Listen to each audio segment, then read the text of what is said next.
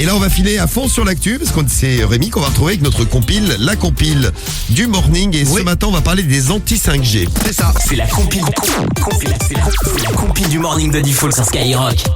Alors, il y en a en France, il y en a dans le monde entier. On va commencer justement par la France en faisant un petit tour à Nancy avec toi, Rémi. Eh ouais, un trentenaire qui a été incarcéré en numéro 3. Un anti-5G Numéro 3. dans l'actu. Un anti-5G, ouais, un trentenaire donc qui a été carrément mis en tôle parce qu'il avait incendié 2 antennes relais, mais téléphoniques. Ouais, ça, c'est des gros relous parce que en foutant le feu à des antennes relais contre la 5G, ils te bousillent également ton téléphone en 4G. Donc, t'as plus de téléphone dans tout ton quartier. Exactement, des milliers d'abonnés privés de téléphone et d'internet en une fraction de seconde. Hein. Ça a été radical, toute une région qui n'avait plus rien. Alors il a expliqué qu'il était contre la 5G. Alors le pire c'est qu'en plus il s'est trompé d'antenne le mec. Bref, le préjudice est estimé à des centaines de milliers d'euros. Mais il faut savoir que ce genre d'opération se multiplie vraiment dans toute la France et dans toute l'Europe. Voilà. C'est un anti-5G mais c'est surtout un gros con. Mais bon, ça existe aussi. Hein.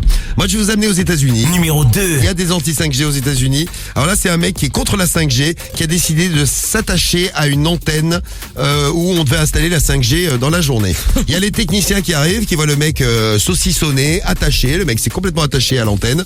Et là, les techniciens se sont dit, bon, on a plusieurs autres antennes à installer. On va le laisser là et on va installer les autres antennes. Ils sont revenus 8 heures après. Le mec est resté toute la journée sous la pluie, attaché à son antenne.